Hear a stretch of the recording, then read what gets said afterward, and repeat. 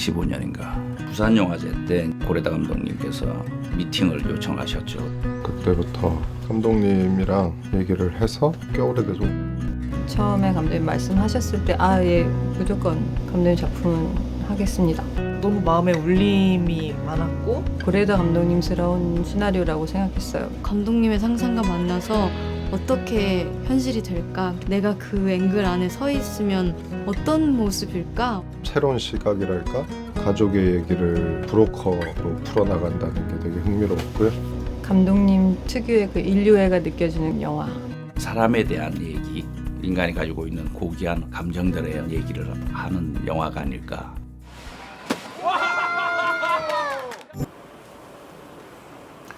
안녕하십니까, 영화평론가 정재영입니다. 자, 영화수다 톡톡신의 세 번째 토크 시간이 돌아왔습니다.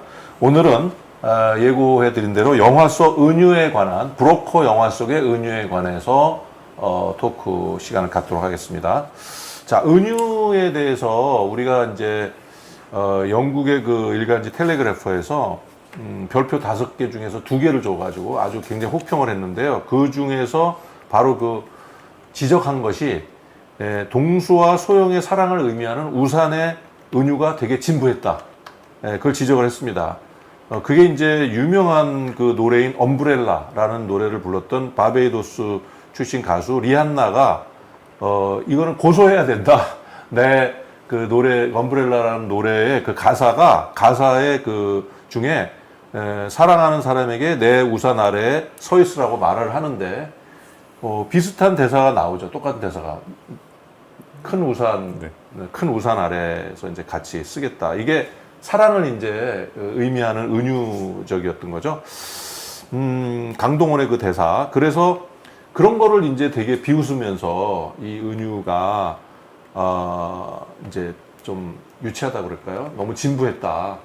이제 이런 얘기를 했고, 근데 굉장히 이제 그 외에도 지적은 하지 않았지만 굉장히 많은 그 은유들이 있어요. 뭐 첫 장면부터 비가 막 오지만 비 오는 장면은 사실 뭐 비 오는 꿈을 꾼다든가 또 우산으로 연결이 되고 뭔가 이게 비와 우산 이런 것들이 은유로 해석이 될 수도 있고요. 또 뭐 세차장 저 다른 나라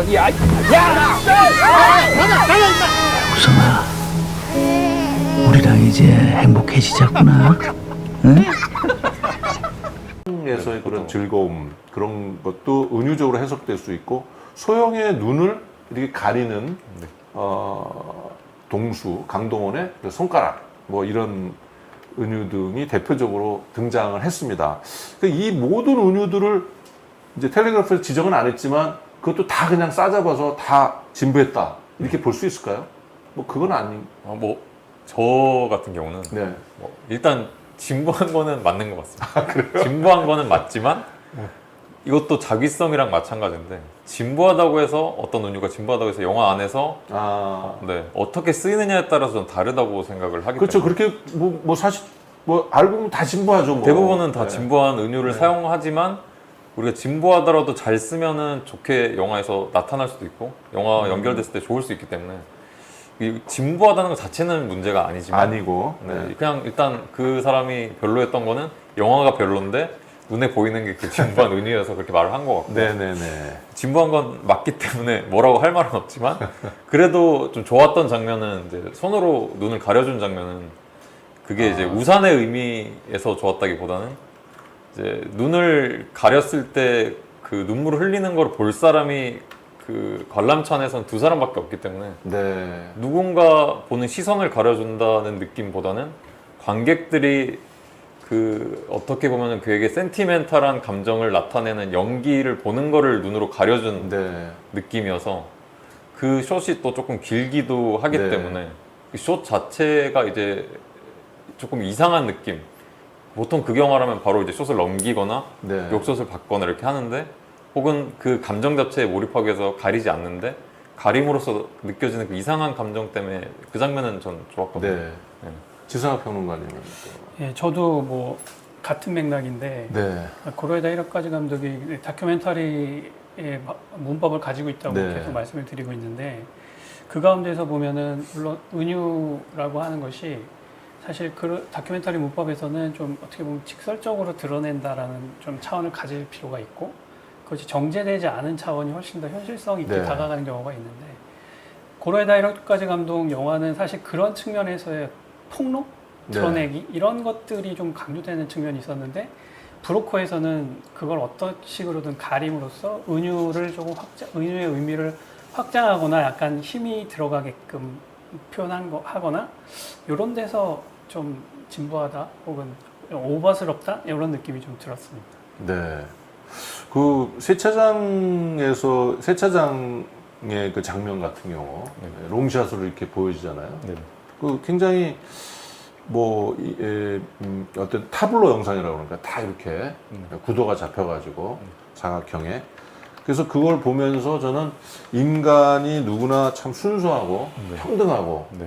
참 행복하다 뭐 그런 걸 말하는 듯이 보였는데 어떻게 느끼셨어요? 저도 그 장면이 진부한 건 맞지만 네. 그래도 저는 괜찮았다고 생각을 합니다. 네. 그쯤에 들어가야 했고 드라마성으로 보면 이제 거기서 이제 자기 이름을 아마 그때쯤 이제 소영이 본명을 얘기하는 게 그 물을 맞고 옷도 갈아입고 네. 자기가 숨겼던 것들을 드러내는 어떤 변곡점 같은 느낌으로 넣은 장면이어서 네. 괜찮았던 것 같습니다.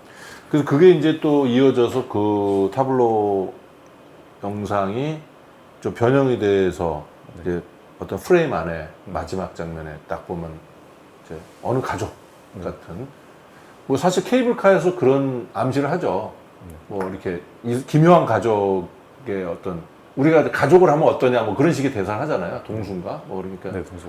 그게 또 되게 좀 기묘한 가족의 어떤 이미지인데 그게 마지막 장면에 이제 딱 그 박스에 잡혀서 사진으로 나타난 거 아닌가 그런 생각이 들고 사실 그런 은유가 등장하는 부분들이 다 보면은 어떻게 보면은 되게 센티멘탈한 느낌이 있다고 보여져요. 뭐 어떻게 보면 이 영화의 주제가 그 대사인 것처럼 태어난 게 네, 저는 태어난 줘서 고마워. 뭐 이런 대사가 마치 주제인 것처럼 그 하나같이 은유들이 다 센티멘탈하다라는 생각이 들어요. 저는 그것도 그렇지만 이제 진부적인 차원에서 봤을 때는 조금 네. 다 눈에 들어오지 않았지만 그 세차장 장면 같은 경우는 네. 어느 가족과 좀 연결해서 이해할 수 있는 측면이 분명히 있었다고 생각이 되는데 그 이유는 뭐냐면 네.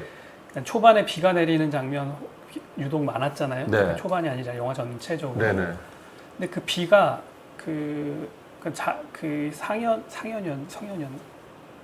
상현의 그 성모. 낡아 빠진 봉고 안에서 맞는 비라는 은유가 있는 것처럼 보였어요. 네. 세차장에서 문을 열어놓고 들이치는 그렇죠. 물이라는 측면이 그 상현이라는 봉고차라는 작은 세계 안에서 함께 비를 맞는 관계, 그게 이제 하나의 가족이다 이렇게 보는 건데 어느 가족에서는 그걸 어떻게 표현했냐면 보이지 않고 소리만 들리는 불꽃놀이를 함께 보려는 장면으로 포스터가 만들어져 있거든요. 그러니까 그런 역설적, 감각적 역설이라고 해야 될지 네. 아니면 은유의 역설이라고 해야 될지 그런 부분을 통해서 뭔가 가족이 우리가 생각하는 것과는 전혀 뜻에 맞지 않지만 그럼에도 불구하고 가족은 가족이다라고 하는 것을 그 두 영화에서 공통적으로 집어넣은 장면이고 그게 강조됐기 때문에 뭐 그 세차장에서 그 세차하는 장면이 뭐 포스터로도 나오거나 아니면은 그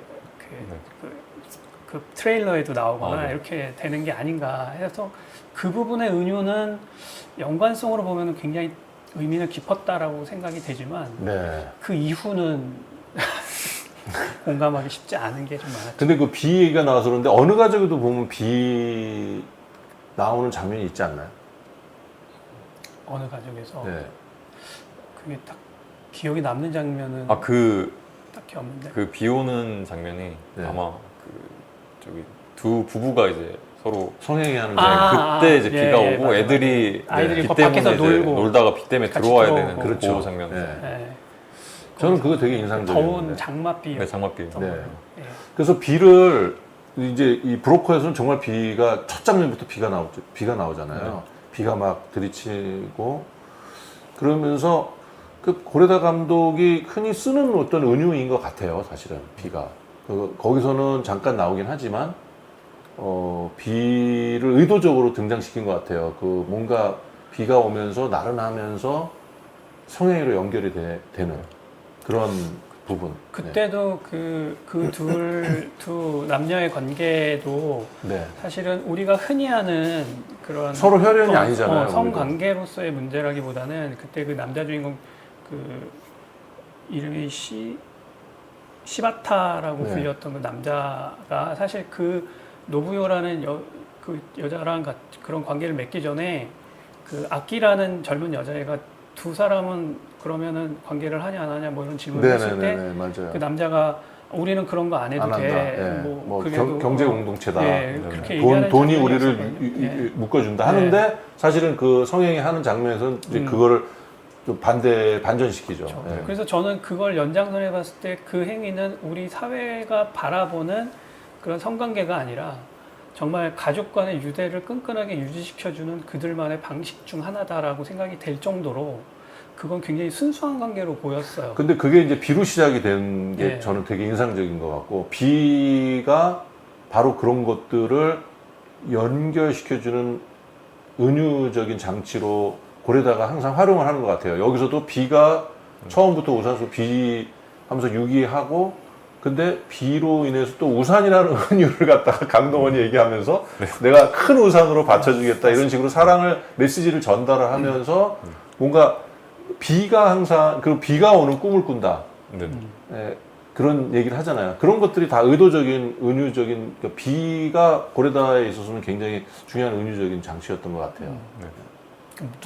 누구도 예외될 수 없는 것의 어떤 상징이나 혹은 은유가 아닐까라는 생각이. 근데 그게 되게 센티멘탈한 거거든요, 사실 알고 보면. 하죠. 예. 그래서 저는 이 영화가 되게 냉철한 그러니까 어떤 사회 의식을 사회 비판을 하는 영화가 아니라 굉장히 그 센티멘탈함이 가득 찬 영화로 뭔가 어느 가족에 비해서는 그렇죠. 변화된 지점이 있다. 비유를 핵심 비유로 치면은 이제 어느 가족 같은 경우는 이제 가짜라는 거를 자꾸 부각시키는 은유, 마술이라든지 뭐 네네. 이런 것들을 사용하는데 반해서 이 브로커 같은 경우는 결국 소영이의 비. 과거를 씻겨주기 위한 비의 이제 빗물, 네, 초점이 눈물 뭐 이런 것들이 네, 굉장히 거기에 많이 초점이 맞춰져 있으니까 네. 좀 센티멘탈하고 하다 보니 맞는 그렇죠. 거죠.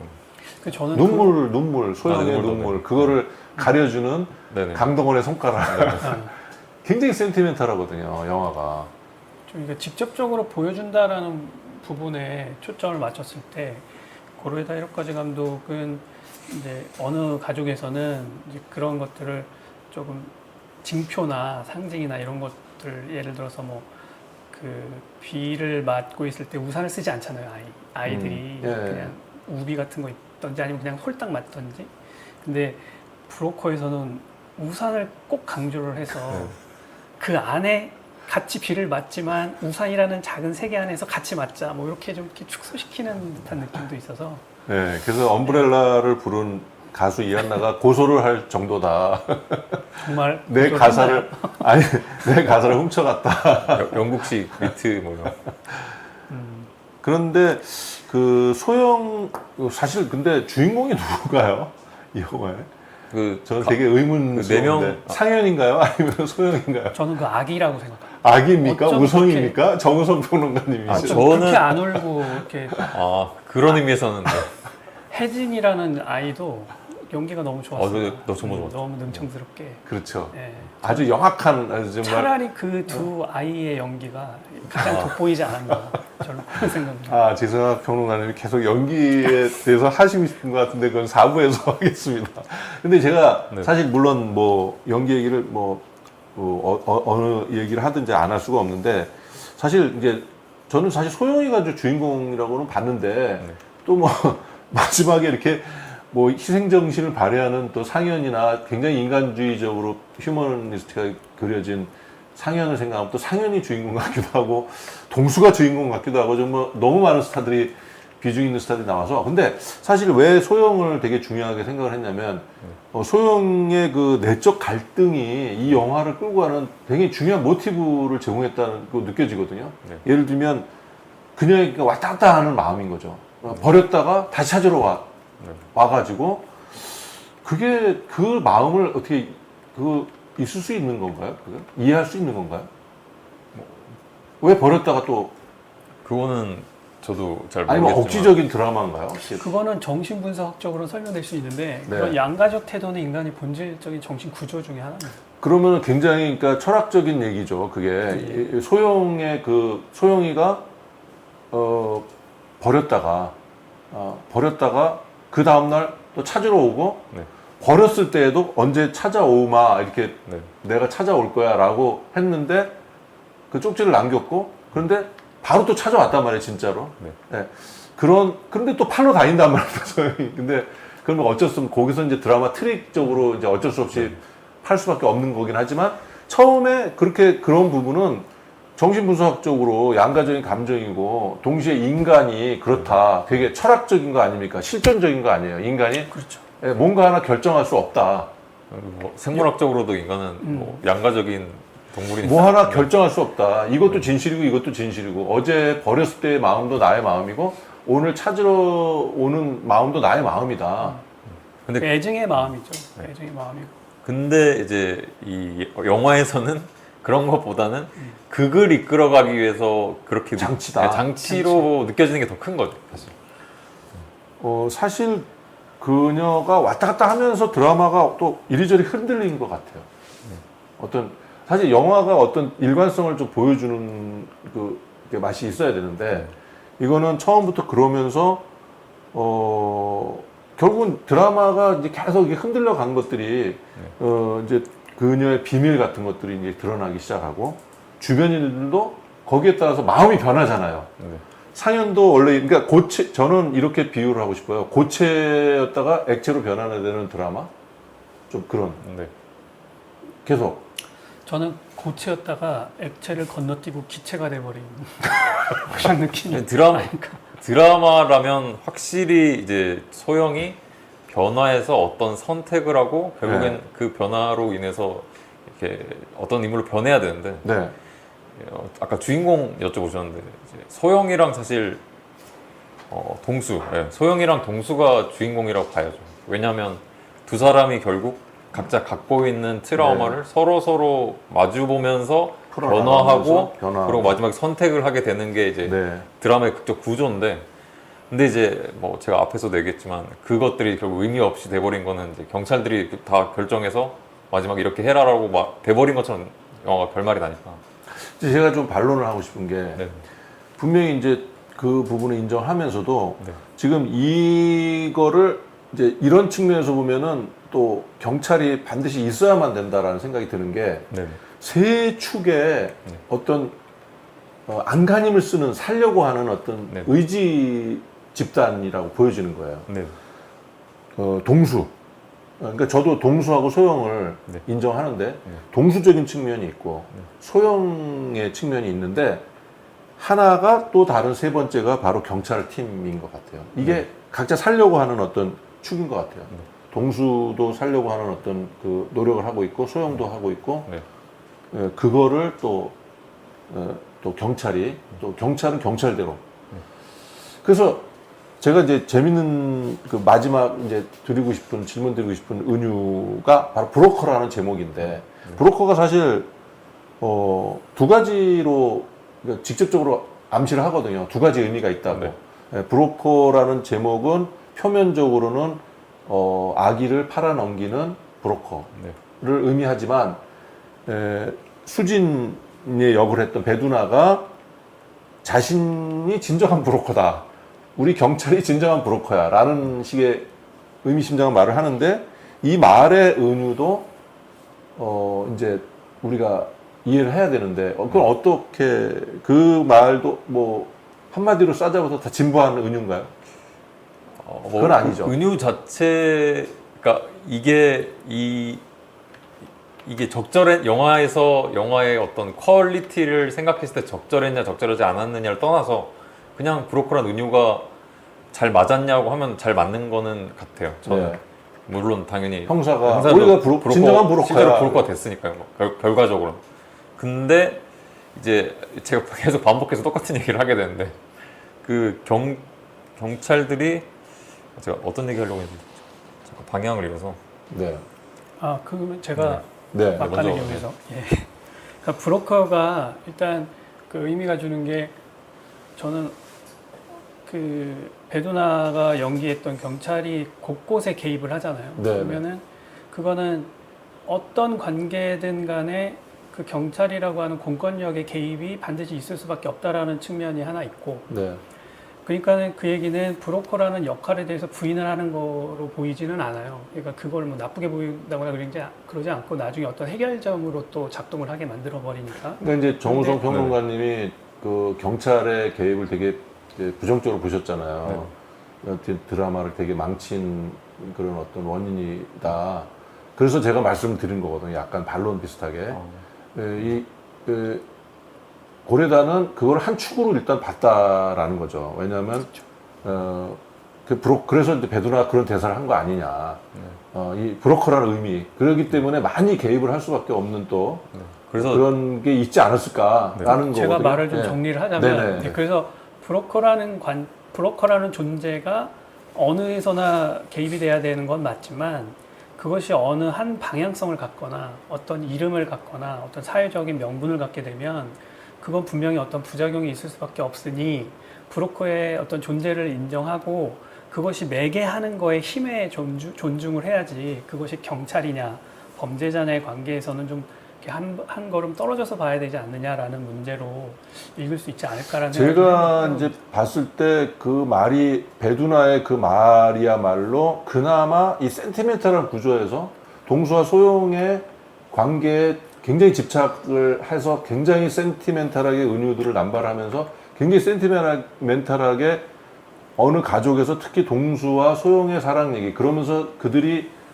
새로운 삶을 살아가는 어떤 희망적인 어떤 개과천선의 어떤 드라마 같은 막 그런 센티멘탈리티로 가면서 사회 비판이 거세되어 있는데 그나마 유일하게 약간 냉소적인 시선을 주는 모멘트였다라는 생각을 했거든요. 이제 보면서. 왜? 이네들이 정말 브로커고 이놈들 나쁜 놈들인데 결국은 우리가 진짜 더 나쁜 놈들이네. 우리도 결국 브로커였어. 라고 하면서 약간의 그런 공권력과 사회 법제도 이런 어느 가족에서 보여줬던 그런 법 제도나 이런 사회 제도의 비판적인 부분을 살짝 가미한 거 아닌가, 사실은 경찰이. 그래서 경찰이 많이 또 개입할 수밖에 없지 않았을까. 이제 이런 또 좀 결과론적인 생각을 하게 되는데. 저도 이제 네. 그게 이제 그렇게 했기 때문에 오히려 산만해졌다라고 생각해요. 네네네. 선택과 집중을 했었어야 되는데 네네. 드라마를 할 거면 확실하게 드라마를, 어차피 지금 이만큼 드라마를 세티멘탈하게 만들어 이것저것 돼버렸다. 네, 그거를 내가 원래 하던 게 요게 있으니까 또 리얼리틱하게 이제 사회에 대한 거를 얘기하기 위해서 분명히 그거는 인정을 하시죠. 그런 내용이잖아요. 그렇죠. 그게. 배두나의 대사는 네. 냉소적으로 얘기한 거예요. 실제로 배두나도 전에 제가 일부에서 얘기했던 것처럼 배두나도 이제 아이가 없기 때문에 네, 어떻게 보면 그 가족의 구성원에 배두나도 들어가게끔 하려고 큰 그림을 그린 것까지도 맞는데 네. 이제 그 센티멘탈한 드라마에 집중을 차라리 하던지 아니면 아예 드라마를 포기하고 원래 하려고 했던 그 네. 그림으로 가던지 둘 중에 하나를 선택했어야 되는데 네. 둘 다 하려고 하다 보니까 이제 그 밸런스에서 무너진 네, 게 네. 이 네. 영화의 문제다. 갈팡질팡한 거죠. 네, 그래서 감정 자체가. 실제로 제가 제 기억이 정확한지 모르겠는데 한 번밖에 안 봐서 네. 브로커라는 제목도 가족들이 있는 데서 뜨는 게 아니라 경찰들이 있는 데서 뜨는 걸로 제 기억을 하거든요. 그러니까 주인공은 사실 영화를 보면 그 가족들인데 왜 이 사람들을 위주로 이렇게 만들었냐, 이게 사실 선택과 집중 잘못한 맞아요. 결과라고. 네. 제목이 좀 나중에 뜨죠. 네, 나중에 뜨는 나중에 경찰들. 경찰 차 안에서 차 안에서 뜬다, 또, 네네. 예. 네네네. 그게 맞습니다. 확실하게 맞는 것 네네. 같아요. 맞습니다. 맞습니다. 그래서 이렇게 이제 분석을 해보니까 이게 이제 이렇게 단순히 줄거리로만 볼 수 있는 게 아니라 이제 여러 가지 그런 좀 의미의 배합, 이런 것들의 불균형, 이런 것들이 좀 보이면서 이게 고레다를 비판하고자 하는 의도가 아니라 고레다가 이 영화가 굉장히 논쟁적인 작품이에요. 그런 의미에서. 그 전작하고 굉장히 다르고 그게 원인이 뭘까라고 생각을 해보니까 이제 지금 되게 센티멘탈한 거하고 본래 갖고 있던 네. 그런 이제 사회 비판적인 어떤 냉정한 시선, 이렇게 두 개가 막 혼합이 되면서 네. 어느 거 하나에도 집중하지 못하게, 그러면서 대체로 센티멘탈함이 좀 네. 강하죠. 그래서 이제 실망하는 분들도 좀 많이 있었던 것 같고. 자, 그럼 오늘 세 번째 영화 속의 은유를 중심으로 해서 영화를 또 분석을 해봤습니다. 자, 이제 다음 주 토크의 주제는 기다리고 기다리시던 지승학 평론가님이 하실 말씀이 많은 그렇죠. 영역인데, 연기, 이게 사실은 굉장히 초호합한 캐스팅의 정말 드라마거든요. 그래서 연기에 관한 내용이고요. 또 일본 감독이 만든 한국 영화라는 좀 국제적인 국제성에 대해서 또 CJ가 만들었던 굉장히 상업적인 그런 맥락 속에서 이 영화가 어떻게 구성이 되어 있는지를 한번 분석해 보도록 하겠습니다. 자, 그럼 다음 시간 기대하면서 오늘 토크 마치도록 하겠습니다. 출연해 주신 평론가님들 수고하셨고요. 시청자 여러분들 다음 토크에서 뵙도록 하겠습니다. 다음 시간까지 안녕히 계십시오. 구독, 신청, 좋아요 꼭꼭 눌러주세요.